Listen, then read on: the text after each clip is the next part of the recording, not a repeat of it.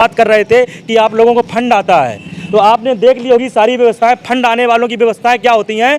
Fund आने वाले व्यवस्था जो बात कर रहे हैं वो अपने एसी के रूम में बैठकर हमें पिछड़े दलित नेताओं को जिनका वोट लेके आज मंत्री बनने की नौबत पे बैठे हैं वो फंड लेते हैं। यही कुछ पहले दिनों की बात है, पूर्व की। हमारे कुछ साथी न्याय के लिए गए थे, बोले ठीक है मांगनी मुख्यमंत्री जी से आपकी न्याय या मुलाकात करवाएंगे, लेकिन आपको हमारी शर्त माननी पड़ेगी। हमारी पार्टी के लिए एक छोटा सा फंड की व्यवस्था कर दीजिए, हमारी पार्टी भी मजबूत करिए, हम आपको मजबूत करेंगे। हमारे कुछ साथी फिर भी सहमत हुए, लेकिन बाद में पता चला हमारे साथ छलावा करने का ये काम करेंगे। हम उस बात से पीछे हट गए, उस बात से और ये चिड़े बैठे हैं कि इन लोगों ने हमारी बात जिन लोगों में प्रचार प्रसार कर दिया कि इनकी पार्टी में क्या हो रहा है। 68 को निपटी दो, निपटी दो, निपटी दो। योगी जी न्याय करो, न्याय करो, न्याय करो। योगी जी दलित पिछड़ों को निपटी दो और योगी दो निपटी दो। इस तरह हम लोग अपनी आवाज़ बुलंद करते हैं। 626 दिन हो गए, लेकिन माननीय योगी जी तक पता नहीं हमारी आवाज़ क्यों नहीं पहुंच रही है। हमारा कसूर मुझे लगता है सिर्फ इतना है कि हम लोग दलित और पिछड़े समाज से आते हैं, जहाँ पर सामान्य वर्ग के यहीं पर अभ्यर्थी हमारे सामने आते हैं, 24 घंटे में न्याय हो जाता है, और हमारे 24 महीने से ज़्यादा हो गए और आज तक हम लोगों के साथ न्याय नहीं हो पाया। लेकिन ना ही प्रदेश के मुख्यमंत्री ने, ना ही किसी डिप्टी सीएम ने, ना ही बीजेपी किसी नेता ने हम लोगों को आज तक न्याय दिया। यहाँ तक मुख्यमंत्री आवास हो, चाहे डिप्टी सीएम केशव मौर्य जी का आवास हो, चाहे शिक्षा मंत्री संदीप लोधी जी का आवास हो, वहाँ हम लोगों के साथ बर्बरता की गई, हमारी बहनों के साथ मारपीट की गई। ये सरकार की हकीकत है, इस सरकार की यही सच्चाई है। कुछ लोग ऐसे भी कहते हैं कि मामला कोर्ट में है, क्या वजह है? मतलब मामला कोर्ट में है या मंशा अलग है, इसका स्पष्ट। मैं ये पूछना चाहता हूँ उत्तर प्रदेश की सरकार से, चाहे उत्तर प्रदेश के माननीय मुख्यमंत्री जी हों, चाहे सरकार के और लोग हों, जो लोग ये कहते हैं मामला कोर्ट में, सबसे बड़ा सवाल ये है कि घोटाला किसने किया? जब इस सरकार ने घोटाला किया तो इस सरकार क्यों कबूल नहीं करती घोटाला हमने किया है? घोटाला सरकार ने किया, अगर मैटर कोर्ट में है तो कोर्ट से मैटर को निकालने की जिम्मेदारी सरकार की है, उत्तर प्रदेश के मुख्यमंत्री, शिक्षा मंत्री की है, न कि हम अभ्यर्थियों की। जिन अभ्यर्थियों के पास खाने के लिए भोजन न हो और ये वो अभ्यर्थी कहाँ से 20-20 लाख का वकील करके वहाँ अपनी हियरिंग कराएंगे और मैटर को निस्तारण कराएंगे। रही बात सरकार की, सरकार ये कहती है मैटर कोर्ट में। आज लगभग 1 साल होने जा रही है। 13 मार्च को हम लोगों का सिंगल बेंच का ऑर्डर आया था, आज मार्च चल रहा है 2024, लगभग 1 साल हो गई। यही उत्तर प्रदेश के माननीय मुख्यमंत्री में जरा सी भी शर्म बची हो तो उत्तर प्रदेश के माननीय मुख्यमंत्री हम लोग को जवाब दे दें। अगर सरकार हमारे साथ है, शिक्षा मंत्री हमारे साथ हैं, तो पूरे 1 साल में सरकार ने हम लोगों को न्याय दिलाने के लिए कौन सा काम किया है पूरी 1 साल में? सरकार के जो मंत्री हैं, मिनिस्टर हैं, जिन तक आपने फरियाद उठाई, योगी जी ने आपसे बात की या नहीं की? सबसे पहले पत्रकार महोदय आपका बहुत बहुत धन्यवाद, जो हमारी दुख और पीड़ा था बखूबी एक बहुत सरल शब्दों से हमारी बात, पूरा दिल की बात कह दी है, उसके लिए बहुत बहुत धन्यवाद और आभार। मैं आप कहना चाहते हैं ना मुख्यमंत्री जी से, मैं खुद 3 बार माननीय मुख्यमंत्री जी से गोरखपुर जो है जनता दरबार में मिल चुका हूँ।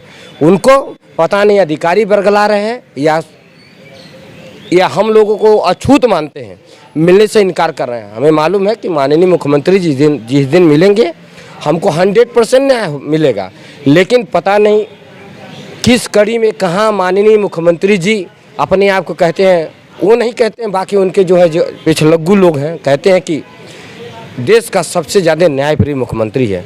अगर जो न्यायप्रिय मुख्यमंत्री जी हैं, आप ही के द्वारा 6800 की हमारी लिस्ट निकाली गई है, तो हे माननीय मुख्यमंत्री जी हमारी पीड़ा सुन लीजिए। आप ही के बच्चे हैं, आप अगर संत हैं, अगर हकीकत में अगर जो आप संत हैं, तो आपके लिए, हमारे लिए ये गुप्ता है, ये यादव हैं, ये कुर्मी हैं, ये तमाम जातियाँ, सैकड़ों जातियाँ, ये आपके अंदर नहीं आना चाहिए, क्योंकि हम भी हिंदू हैं। हमारे इसमें ज़्यादातर हिंदू हैं सभी लोग, सिर्फ हमारा इतना ही गुनाह है ना, पिछड़े और दलित हैं। आप ही के द्वारा लिस्ट, जब डेलीगेशन टीम हमारे भैया लोग गए थे तो आपने कहा था कि इनके साथ बहुत जाति हुआ है, 1 हफ्ता के अंदर इनको विद्यालय जो है पहुंचाना चाहिए। माननीय मुख्यमंत्री जी आप कहाँ रह गए? आप ही के दरवाजे पर जाते हैं, वहाँ का पुलिस प्रशासन हमारी बहनों के साथ, हमारे भाइयों के साथ, हमारे साथ इतना बर्बरतापूर्वक, निर्दयी तरीके से इतना लात घूसे यहाँ तक कि। ये बताइए, इसको बजा करके किस तरह से फरियाद करें? थोड़ा बजाइए और बताइए क्या कहते हैं इसे। 68 को निपटी दो, निपटी दो, निपटी दो। योगी जी न्याय करो, न्याय करो, न्याय करो।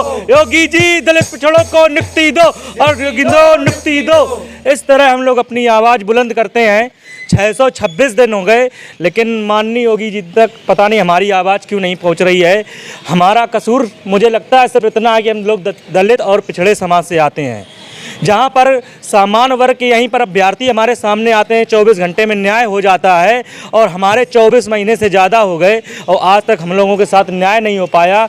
और रही बात, एक आप अभी बात कर रहे थे कि आप लोगों को फंड आता है, तो आपने देख ली होगी सारी व्यवस्थाएं, फंड आने वालों की व्यवस्थाएं क्या होती हैं। फंड आने वाले व्यवस्था जो बात कर रहे हैं वो अपने एसी के रूम में बैठकर हमें पिछड़े दलित नेताओं को जिनका वोट लेके आज मंत्री बनने की नौबत पे बैठे हैं वो फंड लेते हैं। यही कुछ पहले दिनों की बात है, पूर्व की हमारे कुछ साथी न्याय के लिए गए थे, बोले ठीक है मांगनी मुख्यमंत्री जी से आपकी न्याय या मुलाकात करवाएंगे, लेकिन आपको हमारी शर्त माननी पड़ेगी, हमारी पार्टी के लिए एक छोटा सा फंड की व्यवस्था कर दीजिए, हमारी पार्टी भी मजबूत करिए, हम आपको मजबूत करेंगे।